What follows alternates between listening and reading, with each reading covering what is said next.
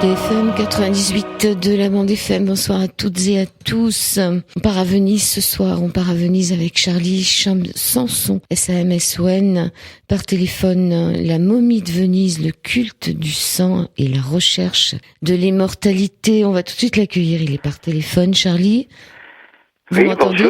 Bonjour, je vous entends très bien. Je crois qu'on s'est dit, c'est pas la première fois que vous intervenez sur l'antenne d'IDFM. Non, ça, c'est souvent l'habitude de faire pas mal d'émissions avec la Belgique, avec BTLV, plusieurs émissions, oui. C'est très pratique actuellement parce que ça permet d'avoir un rayon d'action, de contact qu'on n'avait pas autrefois où il fallait se déplacer, bien sûr. Oui. Alors vous êtes sophromagnétiseur et vous avez écrit énormément de livres, les tarots à la portée de tous, le guide pratique du magnétisme et de la et du sophromagnétisme. Le sophromagnétisme, c'est une méthode que j'ai créée et que j'enseigne depuis une trentaine d'années, oui, quand même, ça fait déjà pas mal de temps. Vous avez écrit sur Jacques de Molay, sur les Templiers, sur... Beaucoup de livres, surtout sur les mystères de l'histoire, les mystères de la nature. Oui. Ce qui m'intéresse le plus, ce ne sont pas des romans, ce sont des recherches. Et vous voyez, ce livre, La momie de Venise, c'est quand même un sujet qui a commencé à mûrir chez moi quand je suis allé voir cette momie en 1982. Mais quelle idée vous avez eue d'aller voir cette momie ? D'abord, il fallait savoir qu'elle existait. Oui, voilà. Ça, c'est mon côté un peu recherche. C'est-à-dire, j'avais entendu parler... Je me suis toujours intéressé à l'Égypte, je suis allé plusieurs fois à l'Égypte, bien sûr sur le côté embaumement des momies, sur le côté, philosophie de l'après la vie, d'après l'Égypte antique, je me suis toujours intéressé, et j'avais entendu dire qu'il y avait à Venise une momie très ancienne, bien conservée, et qui avait la réputation d'être un mort vivant. Ce que disent d'ailleurs un peu les textes de l'Égypte antique, qui considèrent qu'une momie a une forme de vie. Dans cette momie, on disait qu'elle était un mort-vivant, qui avait la possibilité d'influencer les gens qui allaient auprès d'elle. Alors bien sûr, quand on entend dire des choses comme ça, on a envie d'aller voir un peu ce qui se passe. Et c'est ce que j'ai fait en 1982. Et c'est là que tout a commencé pour faire un enchaînement de recherches dans différents domaines, surtout par rapport au culte du sang, à la recherche de l'immortalité, et ça m'a amené à ne sortir ce livre quand même qu'au mois d'octobre de cette année. Alors vous avez été en tête à tête avec cette momie pendant un quart d'heure. Cette momie, elle est sur une île, hein. Voilà, cette momie qui est bien conservée dans le monastère, on peut dire orthodoxe de Venise, et c'est un concours de circonstances qui a fait que elle est située dans une île qui n'est pas répertoriée dans les circuits touristiques. Donc je suis allé, on m'avait dit que c'était près du Lido. Je suis allé au Lido, il n'y avait pas de bateau pour aller à cette île qui s'appelle San Lazzaro. Et il m'a fallu revenir à Venise pour prendre un tout petit bateau. Il n'y a pas de touristes qui vont là-bas, ça n'intéresse pas beaucoup de gens, pour aller dans ce monastère sur l'île de San Lazzaro. Et curieusement, l'île de San Lazzaro, c'est Saint-Lazare, et c'est celui qui a été ressuscité. Il y a quand même des choses qui sont assez amusantes. Hein. Alors c'est des religieux qui tiennent des religieux arméniens qui tiennent ce monastère. Des mékitaristes, oui. Il y en avait un qui parlait français cette fois-là, et ça m'a permis de faire en même temps toute une enquête, un reportage sur ce monastère où ils ont des livres qui datent de plus de 1000 ans, enfin des richesses sur le plan, on peut dire des livres au point de vue culturel, des richesses extraordinaires. Et on est passé avec ce religieux qui parlait français, on est passé dans la pièce où j'ai vu la momie dans un cercueil de verre, mais il m'a parlé rapidement du côté archéologique, du côté historique. On est passé dans une grande pièce à côté où il y avait ces livres remarquables, c'était vraiment fantastique, et un autre religieux est venu lui parler. Et il avait des livres sous la main, ils ont commencé à parler, si bien que je me suis enhardi à lui demander si je pouvais retourner dans la pièce à côté pour revoir cette momie. Il m'a accepté, et là j'y suis resté plus d'un quart d'heure en tête à tête. Alors qu'est-ce qu'elle vous a dit ? Elle ne m'a pas parlé, mais j'ai ressenti. J'ai ressenti quand même quelque chose de très intéressant. Est-ce mon imagination ? Mais comme j'avais beaucoup de connaissances sur le côté, on peut dire, recherche de l'Égypte antique par rapport à leur philosophie de l'après-vie. Est-ce mon imagination? Mais là, j'ai ressenti comme, on peut dire, une subtile communication entre ces traîtres et moi, mais à un niveau, on peut dire, indéfinissable. Et là, près de ce cercueil de verre, il m'a semblé que je comprenais mieux mes visites en Égypte ainsi que le sens caché de mes anciennes lectures et des réflexions ont surgi brusquement. S'il est vrai que ces êtres d'un lointain passé ont le pouvoir d'influencer tout ce qui vit sur notre planète, ils peuvent aussi d'une certaine façon occulte bien sûr, en commander le destin. Et à partir de là, ça a été mes recherches, savoir ce que cette momie pouvait contenir en elle, qui peut avoir une influence sur notre civilisation. Alors, votre guide vous a indiqué que cette momie est arrivée dans ce monastère chez les religieux arméniens en 1825. Oui. Elle était le don du prince d'origine arménienne Bogos Youssof Bey, qui était le bras droit de Mohammad Ali Pacha. Voilà, c'est ça, exactement. Quelle idée ils ont eu de ramener ça là? Eh bien, c'est-à-dire que c'était un cadeau. C'est un cadeau d'un pacha, justement, un prince, qui était en très bon contact avec les Arméniens. Et pour les remercier, il leur a offert une momie, comme à une époque, à Napoléon Ier, on a offert un obélisque. Hein. Donc, c'était un beau cadeau. Et un cadeau qui vraiment est intéressant, parce que cette momie est venue à Venise, dans un endroit très particulier pour notre civilisation, et j'ai retrouvé des textes quand même intéressants, notamment d'un égyptologue français, Monsieur Chabas, et grâce aux mékitaristes avec qui j'ai gardé les relations, puisque j'y suis retourné par la suite, j'ai pu avoir une sorte de confirmation bizarre avec le livre des morts que M. Chabas a étudié. Il a traduit, c'est un égyptologue officiel bien sûr, et il a traduit tout ce qui était écrit à côté de la momie de Kemenket. C'est le chapitre 26 du livre des morts, le chapitre qui dit « Replacer le cœur à l'homme dans le carne éther ».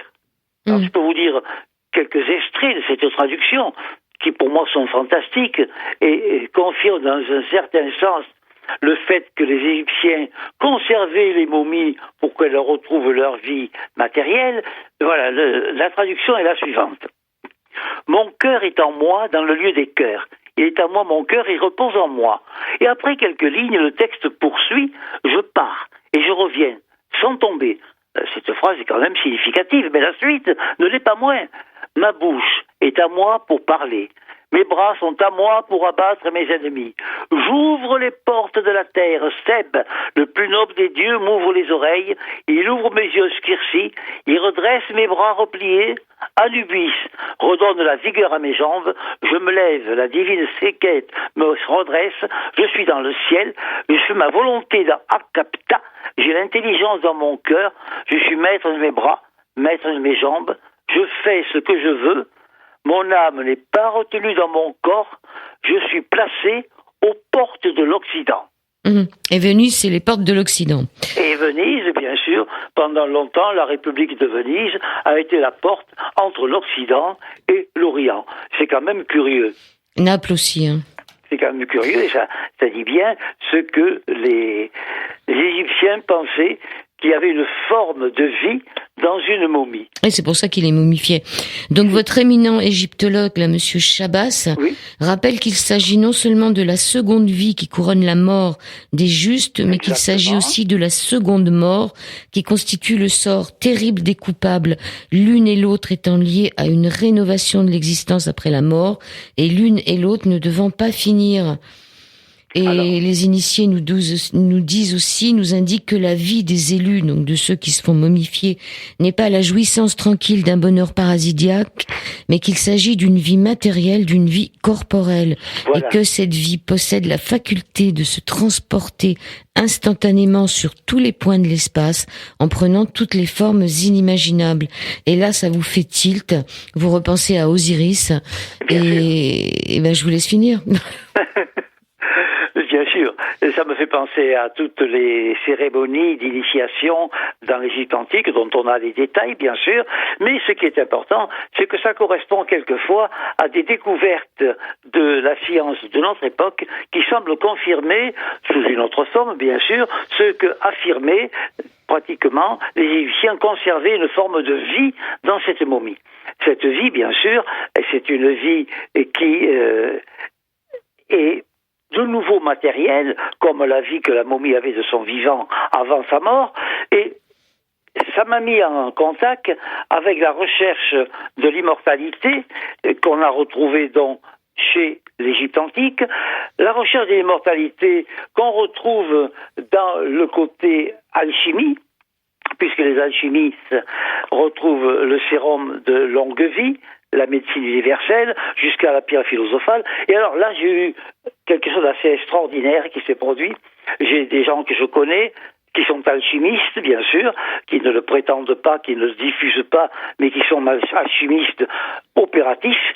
Et un jour, un de ces amis, quand je faisais une conférence où je présentais la momie de Venise, il m'a dit, tu sais, si on confiait une momie aux alchimistes, les alchimistes seraient capables de lui redonner son destin et de lui redonner sa vie matérielle.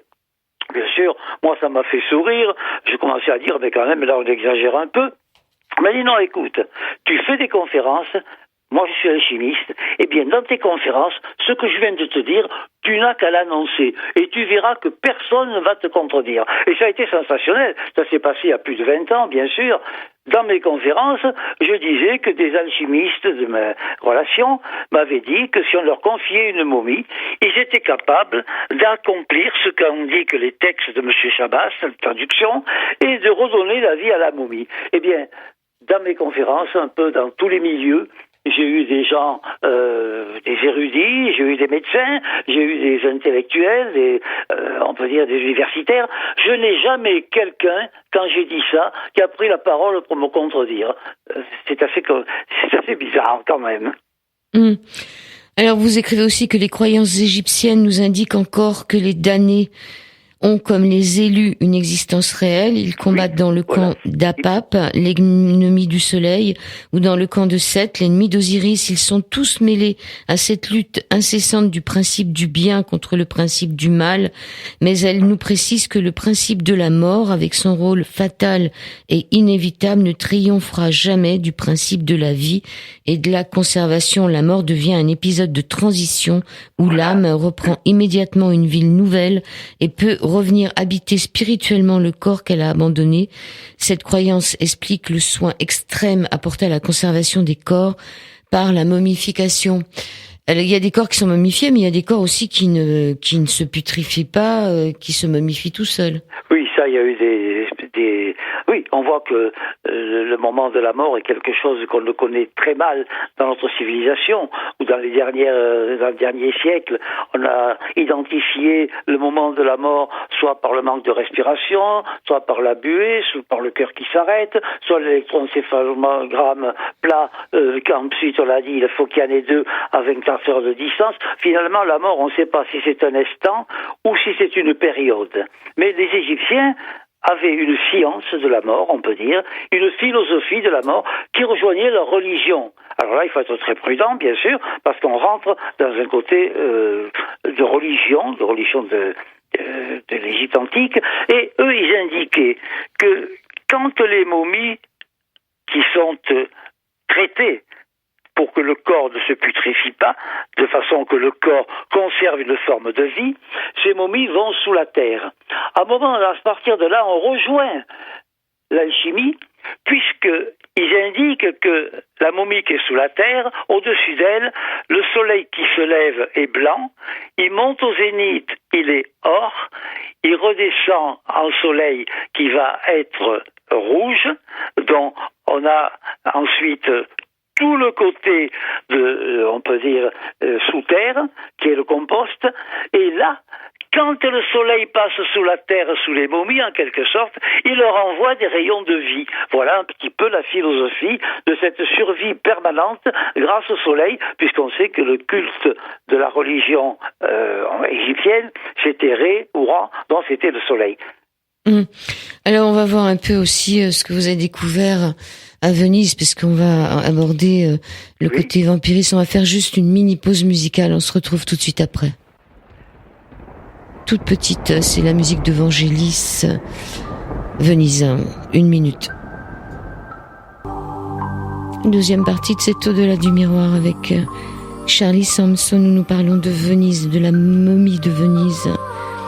Venise ne se raconte que si on lève le rideau des apparences, un rideau lumineux, riche et somptueux d'un côté, mais une autre réalité lorsque l'on traverse, comme le fit Alice, pour l'observer vers l'autre côté de ce miroir aux alouettes. Charlie Sampson, Venise, c'est aussi des corps que l'on retrouve coupés en morceaux, comme Osiris, mais dans le canal. Alors là, voilà, oui, c'est là qu'il y a des curieuses coïncidences. Il y a des légendes à Venise. Il y a la légende du monstre qui était sur la lagune, monstre de la lagune qui était peut-être à une époque crocodile ou à une époque très très lointaine, mais il y a eu dans Venise on peut dire, des légendes qui indiquent qu'on a souvent constaté des meurtres de gens qui étaient coupés en morceaux. Coupé en morceaux comme l'a été Osiris, le dieu égyptien, qui a été coupé en 14 morceaux, ensuite qui a été restitué à la vie par Nephthys et Isis. Mais ce qui est intéressant, c'est que on a ce rituel, on peut dire, de couper en morceaux, qu'on retrouve pratiquement dans toutes les légendes, on peut dire ces légendes de Venise. Les légendes de Venise où c'était au départ une cruauté. On a remplacé le dragon par ensuite le lion de Saint-Marc avec la chrétienté qui a refusé le dragon, mais il reste toujours à Venise, il reste toujours des souvenirs de toutes ces légendes. Je me suis intéressé à Venise à partir le soir, la nuit, dans ces petites ruelles qui sont des canaux avec un petit trottoir sous les arcades sur le côté. On a une eau glauque, on a une impression vraiment qui sinistre dans la nuit dans ces petits quartiers. L'eau est à quelques centimètres des pieds, là, et là j'ai vu des choses qui sont intéressantes. Il y a une rue qui s'appelle la Caia della Morte, la rue de la mort. Il y a le casino des esprits. Il y a la maison qui a été la maison qui tue, où il y a eu des problèmes depuis le XVe siècle jusqu'en 1981, avec des drames inexplicables. Et puis il y a ce côté, dans Venise, on peut dire, de culte du sang qui est arrivé au XVe siècle. Quelqu'un qui venait d'Égypte, Abramelin le mage, a amené un manuscrit qui a été édité à Venise, qui s'appelait La magie sacrée d'Abramelin le mage. Cette magie sacrée, j'ai eu l'édition en français de ce livre, cette magie sacrée, on comprend que c'est une magie dans le sens utilisation des forces de la nature, et qu'Abramelin, qui venait d'Égypte, a amené des recettes pour avoir un culte du sang, en quelque sorte, un culte du sang qui pouvait être sublime, mais parfois terrible. Donc pour nous, c'était le sang alchimique. C'était ce fameux sang alchimique qui permet de conserver la vie. Mais, à Venise, au XVe siècle, il y a eu une déviation de ce qu'avait amené le livre d'Abramelin le mage, et ça a amené, avec des influences venant d'Europe centrale, ça a amené à confondre le sang alchimique avec le sang humain, et à la suite, ce furent des pratiques qu'on appelle des pratiques de vampirisme.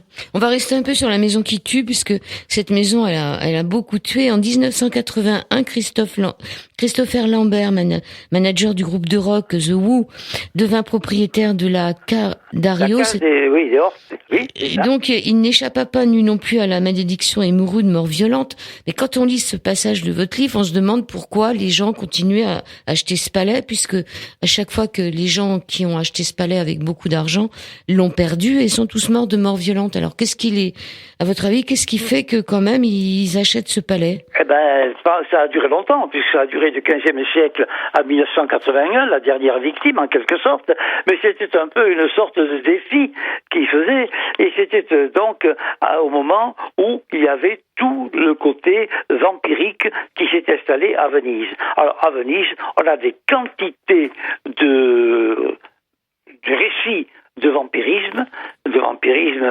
avec tout l'héritage du fameux Dracula. Et là, j'ai fait des recherches également dans les Carpates par rapport à ça, c'est important. Oui, mais Dracula vient de Venise, hein. Non, Dracula, c'était dans les Carpates. Oui, mais à l'origine, on pourrait dire que ça vient de Venise. Alors, que c'est Venise qui l'a... Vous avez raison. Quand Abramelin le Mage, on a dévoyé son message, il y avait à ce moment-là l'empereur Sigismond, qui était le gardien, on peut dire, d'une confrérie spirituelle, qui était l'ordre du dragon. Le dragon, pratiquement, il y avait le dragon terrible de Venise, mais le dragon, dans le symbolisme, c'est le gardien de la connaissance. Et après l'empereur Sigismond, il y a eu une déviation, parce qu'on a créé l'ordre du dragon renversé, dont on avait renversé cette connaissance, et c'est à partir de là que c'est un enchaînement avec notamment cette histoire de Vlad III, Vlad Dracul, qui était réellement un personnage qui a existé. Vlad III, son père, c'était le dragon, et le fils, c'était le fils du dragon qu'on a appelé Dracula. Et Dracula, historiquement, c'est le fondateur, c'est le père de la nation roumaine. D'ailleurs, je crois que les Roumains, ils parlent latin, hein. C'est la seule... C'est les seuls... En Roumanie, oui. C'est les seuls qui parlent le latin, oui. D'ailleurs, la littérature française est très répandue en Roumanie. J'ai connu des Roumains qui écrivaient en langue française, d'ailleurs. Ouais. Ça, c'est le côté contemporain, bien sûr. Alors, ce fameux Vlad III, là, on dit, bon, la magie du sang vient de Venise. Le fameux Vlad III, on l'appelait l'empaleur. On l'appelait l'empaleur. Alors, dans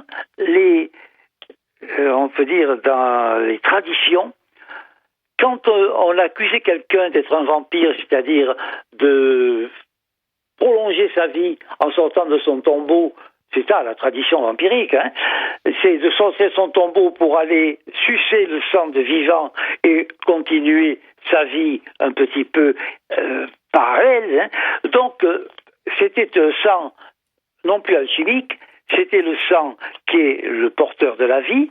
On pourra en parler longtemps maintenant qu'on connaît tout ce qu'est le sang depuis que notre civilisation a découvert l'ADN et qu'on sait que réellement il y a toute la personnalité de quelqu'un dans une trace d'ADN. Ça correspond à ce que disaient pratiquement tous les textes de l'Égypte antique. Quand dans une momie, il y a une goutte de sang, et on a toute la vie de la momie. On est arrivé à faire des clonages en trouvant des bêtes qui avaient été conservées dans la glace, par exemple. Hein. Donc, à partir de là, dans Venise, on a des quantités de récits qui indiquent qu'il y a des traces de vampirisme de gens qui ont été ramenés à la vie par le culte du sang. Et donc, cet empaleur, quand on trouvait quelqu'un qui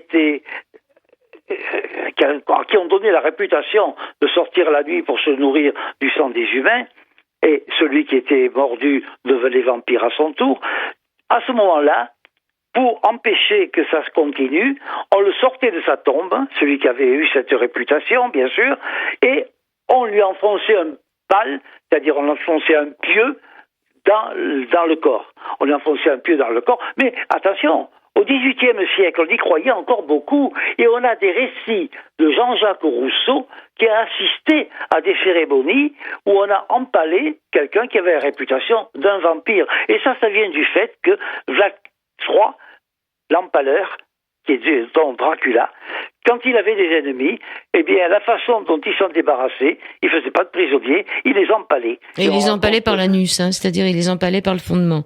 Il les empalait, tout simplement. Ça, c'est une horreur. On raconte des récits assez sinistres. Par exemple, après une victoire, il était sur le champ de bataille. Autour de lui, il y avait des milliers de gens qui n'avaient pas été faits prisonniers, mais qui avaient été vaincus et empalés. Et un des lieutenants de Dracula s'est bouché le nez pour pas sentir cette puanteur. Et pour qu'il ne soit pas indisposé par l'odeur, eh bien Dracula l'a fait empaler lui aussi. Voilà un peu l'ambiance de ce côté-là. Donc c'était le culte du sang humain. Et ce culte du sang à notre époque, on en est un peu friand puisqu'on va voir des films d'horreur. C'est aussi toute la suite de votre livre, c'est que cette Égypte qui envoie ses momies comme ça un peu se promener en Europe et finalement transmet ce culte du sang, ce vampirisme. Et on va le découvrir tout au fil de votre livre, puisque on va voir un peu aussi les analogies avec la scène. Oui, moi, quand je parle du culte du sang, c'est pour bien faire voir que de tout temps, l'être humain a considéré que le sang était quelque chose de sacré qui contenait la vie, la transmission de la vie. À une époque, il y avait les frères de sang, des gens qui se faisaient une entaille pour devenir frères de sang. Ils se communiquaient leur vie à travers les gouttes de sang, bien sûr. Donc il y a le sang, on peut dire le sang, qui est le sang de la momie égyptienne qui conserve dans son ADN, maintenant on peut le dire sous cette forme-là, en 82, on ne parlait pas comme ça bien sûr, et dans le sang, dans l'ADN de la momie, il y a toute sa vie, et sur des animaux, on a créé des clones d'un animal en prenant justement le sang dans lequel il y a toutes les caractéristiques de l'animal. Donc il y avait ce sang de la momie égyptienne, qui est un sang vraiment utilisé par eux.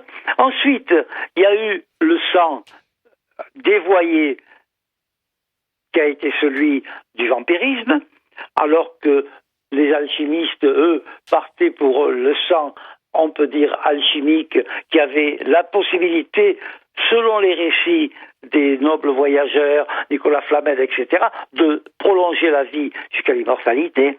Et puis il y avait le culte du sang vampirique, criminel, tout à fait dévoyé, et qui a longtemps vécu dans l'idée des gens. Et il y a aussi, dans le culte du sang, le culte en général, il y a le sang spirituel, car malgré tout, pour maintenir la vie, non plus la vie matérielle, mais la vie éternelle, on a dans la religion chrétienne le vin qui est changé en sang et le sang qui nourrit l'être sur un plan spirituel, lui donne l'immortalité, mais l'immortalité dans une vie après la mort. Donc voilà comment on peut analyser ce culte du sang. Donc le vampirisme, vous dites, il est écrit que c'est une maladie contagieuse.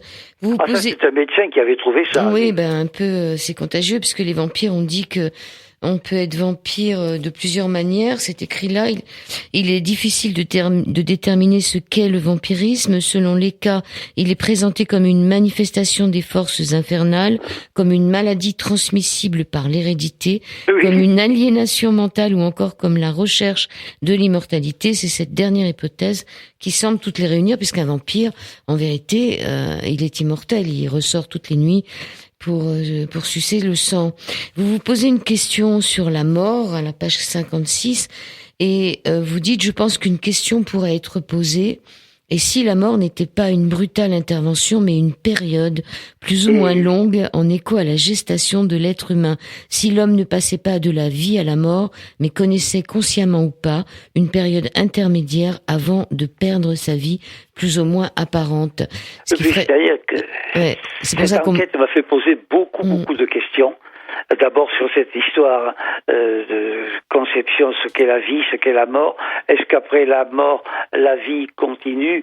Nous avons donc les récits de l'Égypte antique, nous avons des récits selon les religions, bien sûr, et puis nous avons maintenant la physique moderne, avec des travaux comme ceux de Jean Charron, qui pensent que les particules élémentaires qui constituent l'être humain sont indestructibles, et qu'après la disparition de l'être, elles sont libérées, les électrons, les ions, etc., elles sont libérées et emportent dans ces particules élémentaires toute la vie de l'être humain, toute sa mémoire, un peu comme le fait l'ADN. Alors évidemment, les constatations de la mort sont habituellement différentes, comme je vous disais tout à l'heure, selon les périodes. On a considéré que la mort se produisait quand le cœur s'arrêtait. Après, on a vu que des gens revivaient après un arrêt du cœur prolongé, dont on a fait l'électroencéphalogramme plat. Et encore, franchement, on n'a pas de définition à mettre en équation ce qu'est la mort, si bien qu'on peut se demander si c'est un moment, un passage rapide, ou bien s'il y a une période. Et il y a une période au cours de laquelle le corps n'est pas vivant, mais il n'est pas mort non plus, ce qui fait quand même remarquer qu'il y a eu des corps conservés sans momification, oui. Et j'ai eu l'occasion d'en voir, bien sûr. Alors, parlez-nous de sœur Anne-Marie Antigo. Antigo, oui. C'est à Perpignan. C'est à Perpignan, dans un monastère de Clarisses, des amis qui étaient Clarisses, justement, comme ils savaient que je faisais ces études sur les momies, sur la mort, etc., la conservation des corps. À ce moment-là, ils m'ont proposé d'aller voir une personne qui est conservée naturellement, sans aucune préparation, et elle est conservée dans un cercueil de verre également, bien que son cercueil, l'ancien cercueil, ait été quelquefois victime d'une inondation, eh bien le corps est toujours bien conservé. Alors là, on n'a pas d'explication, mais on sait que ça s'est produit pour pas mal de personnes. Souvent, on l'a retrouvé chez des gens qui avaient une existence spirituellement élevée, et on l'a trouvé des fois chez des gens qui n'avaient pas du tout, on peut dire, quelque chose de noble dans leur vie. Alors, prolonger la vie, c'est toujours mieux. On sait que d'ailleurs, il faut quand même se reporter loin dans la Bible. Dans la Bible, il est dit que Noé se promène avec Dieu. Noé se promène avec Dieu après le déluge, et Dieu lui confirme qu'il ne punira plus les humains par le déluge, qu'il n'y aura plus de déluge. Mais il lui dit, mais en revanche, désormais, les hommes ne vivront plus que 120 ans. Ça fait quand même réfléchir. La Bible qui nous dit qu'à un moment donné, il est annoncé que l'homme ne vivra plus que 120 ans. Ça veut dire qu'avant, il vivait plus longtemps. Bah oui, les patriarches. Mes amis, Jean Groffier, qui était un universitaire et quelqu'un savant, qui a fait beaucoup de recherches, de comparaison entre les patriarches de la Bible et les dynasties de pharaons égyptiens, et il a été intrigué par le fait qu'on retrouve des correspondances où il semble que des patriarches aient vécu plusieurs siècles. Ils arrivaient même à enfanter à des âges canoniques. On le dit à 500 ans, c'est le cas d'Abraham.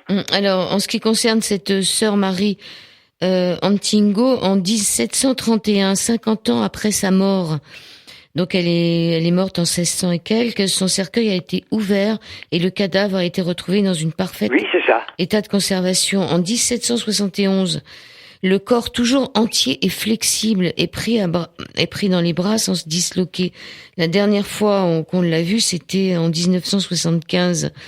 Vous l'avez vu quand, vous, cette femme? Oui, alors à ce moment-là, on a fait des recherches sur pas mal de personnes d'ailleurs, sur d'autres personnes. On a découvert, longtemps après la mort, les membres qui étaient souples. On a ces corps bien conservés, donc les membres étaient souples, le sang était encore vermeil, et ça a posé des problèmes qui sont insolubles parce que On a essayé de voir, d'analyser si ce n'était pas la nature de la terre où était le cercueil, etc.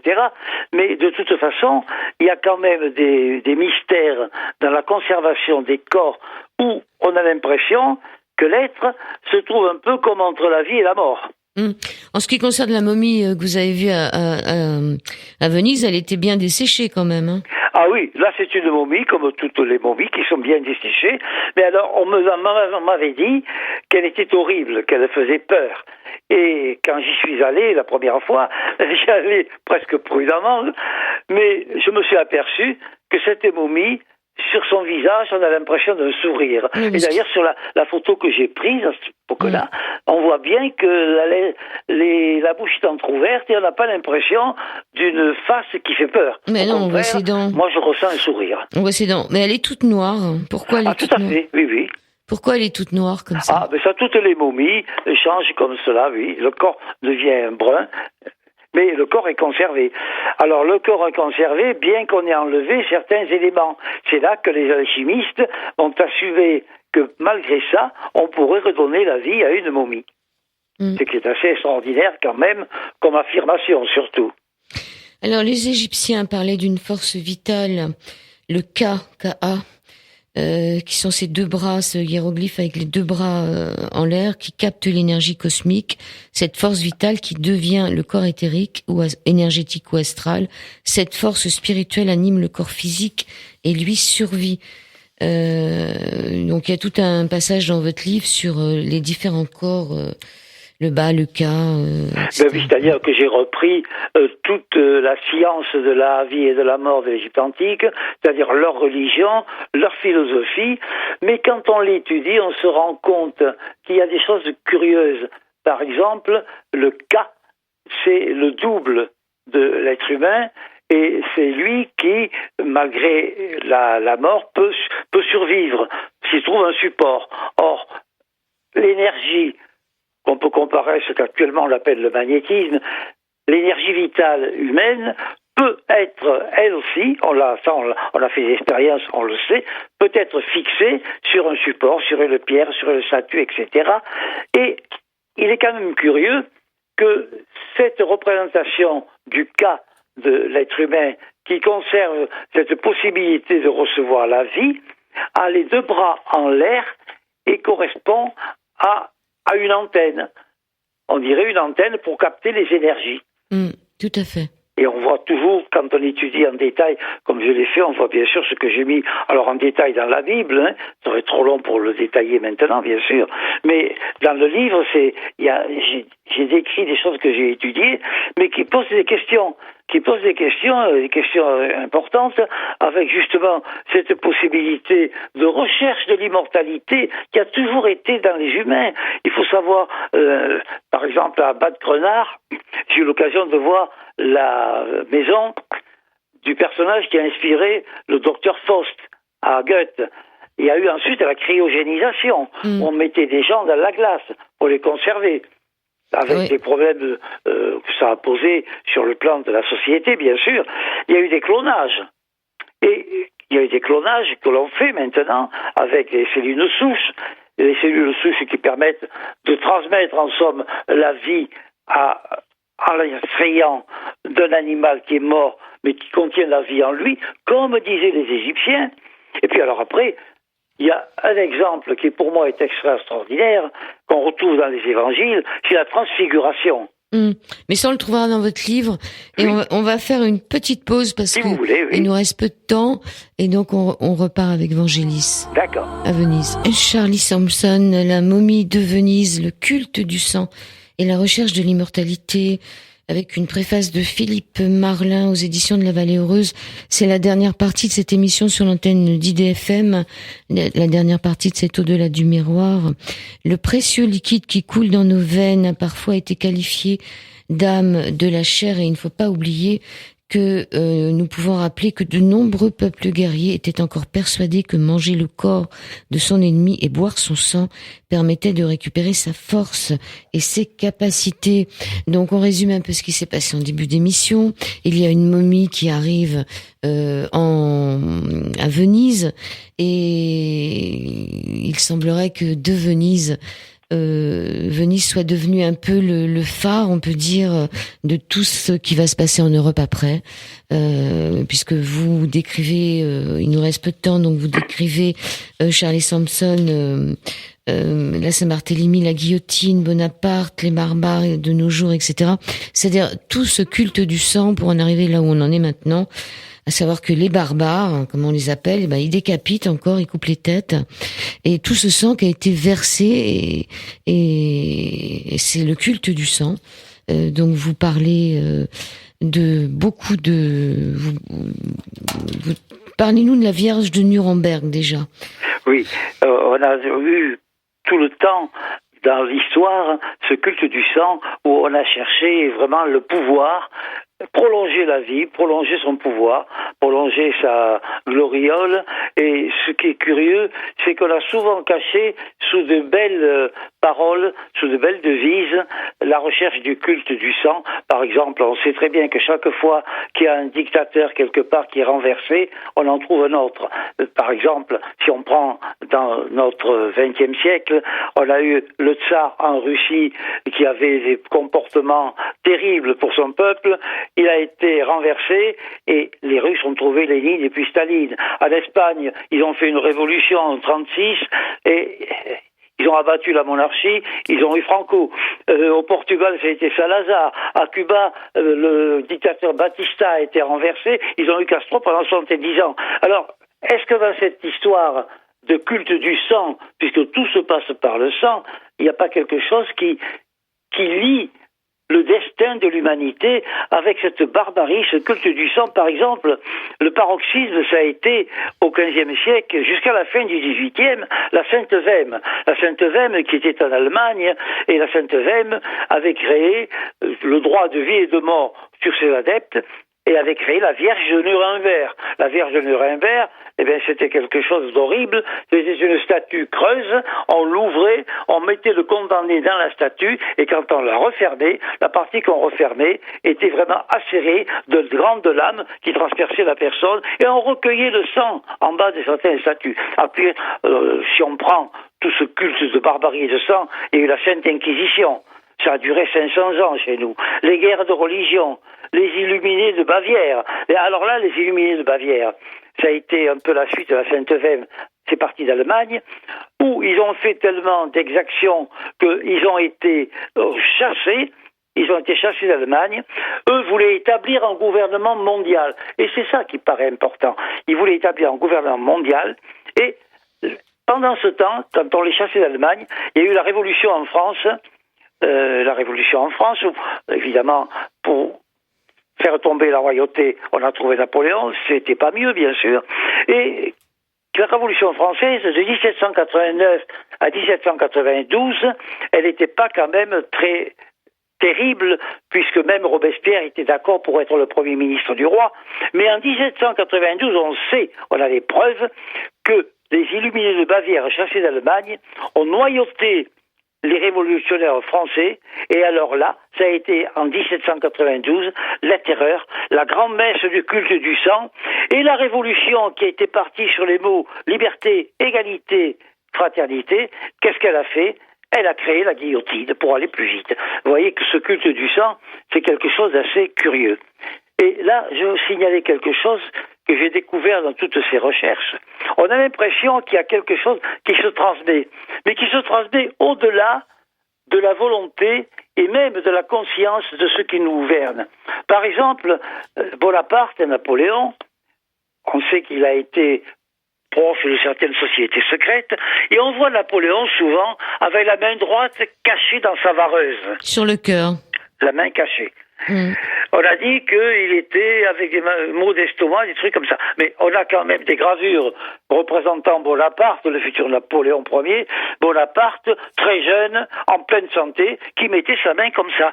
Et on a celui qui a créé les Illuminés de Bavière, un fameux baron Kneich, je ne sais pas si on le prononce bien, un baron Kneich, dont le prénom, ça s'invente pas, était Adolphe.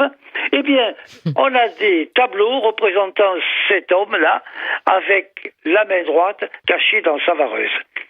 Et plus tard, j'ai pu avoir une photo d'une réunion de soviets et URSS où on voit celui qui dirige la réunion avec la main droite cachée dans la vareuse. Alors, ça laisse entendre qu'il y a au-dessus de ces dirigeants quelque chose qui se transmet des uns aux autres et qui continue ce culte du sang. Avec, Vous parlez des sociétés secrètes, hein. Donc ces sociétés secrètes, elles sont secrètes et elles ont des façons de se reconnaître. Vous savez que toutes les sociétés secrètes, même les sociétés discrètes ou même les religions, ont un signe de ralliement. Un chrétien fait le signe de la croix, dans les sociétés secrètes, ils ont toujours des signes de ralliement, et c'est quand même curieux que des gens qui ont eu ce comportement, on peut dire, terrible vis-à-vis des peuples, aient eu cette main, la main droite, complètement dans la vareuse, la main cachée. Alors après, il faut savoir quand même qu'il y a eu toute une suite. Il y a eu toute une suite après Charles X qui a déclenché les guerres coloniales, après pas mal de problèmes. Il y a eu la Golden Dawn. La Golden Dawn, l'aube dorée. L'aube dorée, dont le fondateur a écrit « Chez l'adepte, la mort ne peut survenir que lorsque la volonté suprême y consent, c'est là qu'intervient tout le mystère de l'élixir de vie. » Alors, alchimie, sang humain, on ne sait pas. La Golden Dawn, il y a beaucoup de gens qui ont créé les histoires de vampires, dont Bram Stoker, qui a écrit Dracula, qui faisait partie de la Golden Dawn. La Golden Dawn s'est un peu évaporée, beaucoup de gens qu'on connaît en ont fait partie, on pense que peut-être même des Français en ont fait partie, on n'a pas vraiment la liste exacte, mais après la Golden Dawn, qui a été supprimée, après la Première Guerre mondiale, il y a eu le groupe de Tulé, avec des gens issus de la Golden Dawn. Et c'était Rosenberg qui, lui, avait créé la notion de race supérieure. Et bien sûr, sa devise était par le feu et par le fer. C'était le réveil national. Et ça a été ceux qui ont permis l'assassination d'Adolf Hitler. Alors là, on a tout le nazisme qui était télécommandé d'on ne sait où par on ne sait qui. On sait que, j'en parle beaucoup parce que c'est assez long à développer, on sait les recherches que les nazis ont fait avant la Deuxième Guerre mondiale dans le Tibet, par exemple. On sait comment les Tibétains de cette époque-là, c'était pas le Dalai Lama d'aujourd'hui, bien sûr, hein, et cette époque-là, ces gens-là se sont vraiment alliés au nazisme et ont combattu dans les rangs du nazisme. Et on peut se demander que sera demain. Que sera demain quand on voit des influences qui continuent. On se rend compte qu'il y a actuellement, on peut dire, des séquelles. Donc pour moi, ce livre, il y a le côté fantastique, il y a le côté Égypte qui me passionne toujours, il y a le côté recherche de l'immortalité par le culte du sang, etc. Mais pour moi, ce livre est également un cri d'alarme. Parce que quand on va monter le nazisme comme ça, vous voyez aussi que a été créée une association. Cette association, elle a été créée le 17 septembre 1996 en France, et elle s'appelle Association pour la restauration de l'Inquisition. Ah, oui. Donc, oui. On peut se poser des questions. Oui. On sait ce que l'Inquisition a fait en France comme crime, bien sûr, mais l'année là que vous dites, je le reproduis dans le livre. Un article est paru sur le journal officiel de la République française qui a accepté que soit déclarée une association dont le but est de faire renaître l'Inquisition. Ça fait peur quand même. Hein. Donc, on peut penser que ces enchaînements, ces causes à effet qui deviennent des causes et qui s'enchaînent, c'est pas terminé. Je pense que notre 21e siècle véhicule vraiment les séquelles de monstres en sommeil, et je pense que ces monstres sont en train de frémir avant de s'éveiller, et je pense que mon livre peut être aussi... Alors qu'est-ce qu'on fait Charlie, j'arrive pas à le dire. Samson, oui. S-A-M-S-O-N. Qu'est-ce qu'on fait? On empale les momies? Qu'est-ce qu'on fait? Parce que si ça vient d'elle, si c'est elles qui quelque part sont des mortes vivantes qui nous incitent à boire du sang, qu'est-ce qu'on fait? Mais je crois qu'actuellement, ce qu'il faut, c'est que les gens sachent que, à côté de tout ce qu'on nous raconte, surtout avec actuellement les possibilités de communication, d'influence que nous avons par la télévision, par les réseaux sociaux, etc., on a ce qui est en surface, mais ce qui est en surface n'est pas la réalité. Il faut essayer de comprendre que derrière, il y a souvent des motivations qui ne sont pas avouées ni avouables et que je pense qu'il faut rester sur ses gardes, car malheureusement, quel que soit leur tempérament, quelle que soit leur générosité, leur volonté, leur honnêteté, tous les gens qui nous gouvernent ne sont pas libres. Ils ne sont pas libres. Il y a quelque chose derrière qui les oblige à agir de façon qui est télécommandée en quelque sorte. Vous dites quand même que les enfants à notre époque, ils préfèrent fêter Halloween, c'est-à-dire le bal des sorcières et des vampires, oui, plutôt que d'aller autour de la crèche.